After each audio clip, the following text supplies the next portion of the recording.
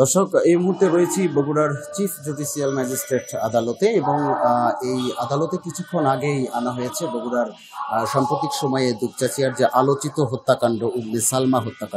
হত্যাকাণ্ডের পর খুনিরা যার মরদেহ তার বাসার ডিপ ফ্রিজে রেখে সটকে পড়েছিল। সেই আলোচিত হত্যাকাণ্ডের ঘটনায় দর্শক আপনারা নিশ্চয়ই জানেন যে গত শুক্রবার মূল অভিযুক্ত তিনজনকে কিন্তু থানা পুলিশ আটক করেছে। ওই বাড়ির অর্থাৎ উম্মে সালমার বাড়ির ভাড়াটিয়া মাবিয়া সুলতানা এবং তার দুই সহযোগী মাদক কারবারি মুসলিম উদ্দিন এবং আরেকজন মাদক কারবারি এবং মাবিয়া সুলতানার সহযোগী সুমন চন্দ্র রবিদাস। তাদের তিনজন কিন্তু শুক্রবার পুলিশের হাতে আটক হবার পরে তারা প্রাথমিকভাবে কিন্তু তারা স্বীকার করেছে এই হত্যাকাণ্ডের সঙ্গে তাদের সম্পৃক্ততার কথা এবং পাশাপাশি বিভিন্ন যে আলামতগুলো রয়েছে, যে আলামতগুলো যে জিনিসপত্র দিয়ে তারা হত্যাকাণ্ডটি ঘটিয়েছে এবং ওই বাড়ি থেকে যে জিনিসপত্রগুলো তারা সরিয়ে নিয়ে গিয়েছিল সেই জিনিসপত্রগুলো কিন্তু তাদের দেখানো জায়গা থেকে উদ্ধার হয়েছিল। এরপর শুক্রবার রাতেই এই হত্যা মামলায় এই যে মুসলিমের কথা বলছিলাম আমরা, যে মাবিয়া সুলতানার সহযোগী এবং ওই এলাকার মাদক কারবারি মুসলিম উদ্দিন কিন্তু শুক্রবার রাতেই সিনিয়র জুডিশিয়াল ম্যাজিস্ট্রেট আদালত ৩ অর্থাৎ বগুড়ার এই ম্যাজিস্ট্রেট আদালতে কিন্তু তিনি বিচারকের সামনে ১৬৪ ধারায় জবানবন্দি দিয়েছেন, অর্থাৎ স্বীকারোক্তিমূলক জবানবন্দি কিন্তু মুসলিম দিয়েছেন। এবং ওই দিন মাবিয়া সুলতানা এবং আরেকজন যে আসামি রয়েছে সুমন রবিদাস, তারা দুজন কিন্তু স্বীকারোক্তিমূলক জবানবন্দি দিতে স্বীকৃতি না হওয়ায় তাদেরকে ওই দিন অধিকতর জিজ্ঞাসাবাদের জন্য ২ দিন করে পুলিশ রিমান্ড আবেদন করা হয়েছিল, ৫ দিন করে, এবং পরবর্তীতে আদালত কিন্তু তাদেরকে ২ দিনের পুলিশ রিমান্ড দিয়েছিল। সেই ২ দিনের পুলিশ রিমান্ড শেষে কিছুক্ষণ আগে, এখন থেকে আধা ঘন্টা বা ৪০ মিনিট আগে, দুপচাচিয়া থানা থেকে এই দুজন আসামি অর্থাৎ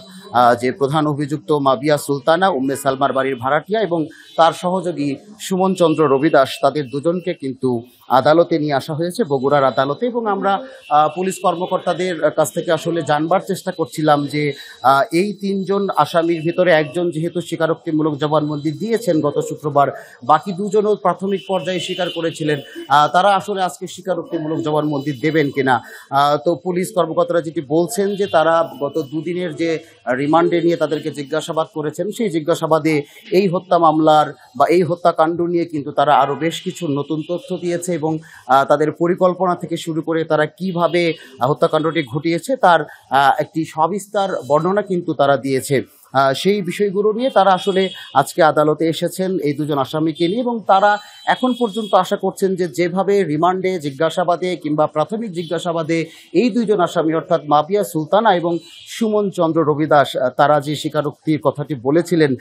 সেই হিসেবে পুলিশ কর্মকর্তা অর্থাৎ এই মামলার যিনি তদন্ত কর্মকর্তা রয়েছেন তিনি কিন্তু আশা করছেন যে আজকে এই আদালতে হয়তো উম্মে সালমার হত্যার ঘটনায় মাবিয়া সুলতানা এবং আরেকজন যে আসামি রয়েছেন সুমন চন্দ্র, তারাও ১৬৪ ধারায় জবানবন্দি দিতে পারেন। তবে এখন পর্যন্ত কিন্তু যেহেতু আদালত চলছে এবং বিচারকের সামনে তাদেরকে নিয়ে যাওয়া হয়েছে, এখন বাকি প্রক্রিয়াটি শেষ না হওয়া পর্যন্ত আদালতে শেষ পর্যন্ত তারা ১৬৪ ধারায় জবানবন্দি দিলেন কিনা সেটি না জানা পর্যন্ত আসলে এই বিষয়টি নিশ্চিত হওয়া যাচ্ছে না। তবে পাশাপাশি একটি বিষয় পুলিশ কর্মকর্তারা কিন্তু আমাদেরকে জানিয়েছেন যে আজকে যদি আসামিরা ১৬৪ ধারায় তাদের যে স্বীকারোক্তিমূলক জবানবন্দি সেটি যদি তারা আদালতে দিতে অস্বীকৃতি না জানান, তারা যদি আদালতে সেই স্বীকারোক্তিমূলক জবানবন্দি দিতে যদি অস্বীকৃতি জানান, সেক্ষেত্রে কিন্তু তারা তাদেরকে আবারও রিমান্ডে নিয়ে জিজ্ঞাসাবাদের জন্য তারা রিমান্ডের আবেদন করবেন, এরকমটাও কিন্তু পুলিশ কর্মকর্তারা আমাদেরকে জানিয়েছেন। আর দর্শক, আরেকটি বিষয় জানিয়ে রাখি, আপনারা নিশ্চয়ই আলোচিত এই হত্যাকাণ্ডের পর ২ দিন পরে আপনারা নিশ্চয়ই জেনেছিলেন গণমাধ্যমের তরফে যে এই উম্মে সালমা দুপচাচিয়ার সেই গৃহবধূ হত্যার ঘটনায় তার ছোট ছেলে সাদ বিন আজিজুর রহমানকে কিন্তু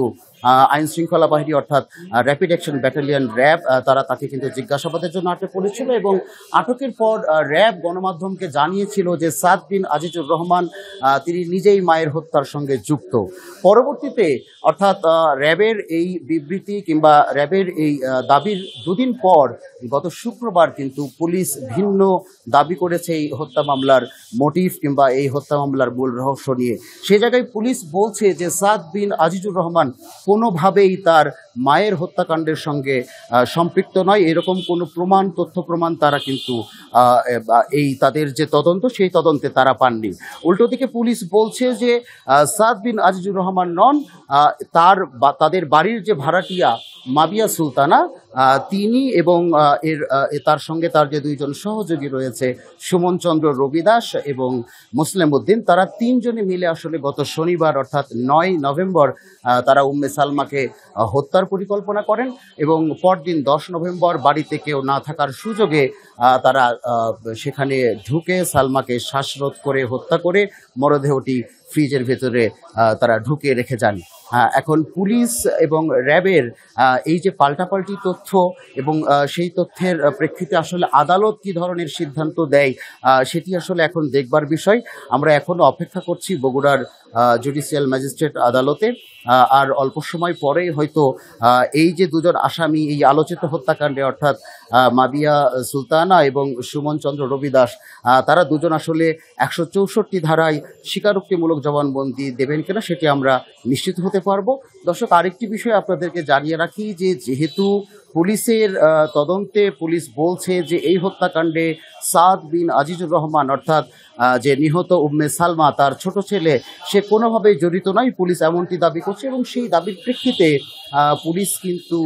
এখন নিয়মতান্ত্রিক বা আইন অনুযায়ী তারা কিন্তু এখন আদালতে আবেদন করবেন, আদালতে সাদকে হাজির করবেন এবং তাকে হাজির করার জন্য শুনানির যে আবেদন সেটিও আদালতের কাছে পুলিশের পক্ষ থেকে করা হবে, এরকমটি তথ্যই কিন্তু আমাদের কাছে এসেছে। তো দর্শক, এখন পর্যন্ত সব মিলিয়ে যতটুকু বলা যায় যে বগুড়ার দুপচাচিয়ার এই যে আলোচিত হত্যাকাণ্ড অর্থাৎ গৃহবধূ উম্মে সালমাকে হত্যা করার পর তার মরদেহ ডিপ ফ্রিজে রেখে যাওয়ার যে ঘটনা, আলোচিত ঘটনা, সেই ঘটনায় এই মুহূর্তে বগুড়ার আদালতে হাজির করা হয়েছে 2 দিনের রিমান্ড শেষে প্রধান 2 আসামি মাবিয়া সুলতানা এবং সুমন চন্দ্র রবি দাসকে। তারা আদালতের কাছে 164 ধারায় স্বীকারোক্তিমূলক জবানবন্দি দেয় কিনা সেটির জন্য আসলে এখন পর্যন্ত পুলিশ কর্মকর্তারা এবং গণমাধ্যম কর্মী যারা রয়েছে তারা অপেক্ষা করছি শেষ পর্যন্ত এই আদালতে আসলে তারা কোন ধরনের বক্তব্য দেয় সেটি জানার পর নিশ্চয়ই আমরা আপনাদেরকে জানিয়ে দেব।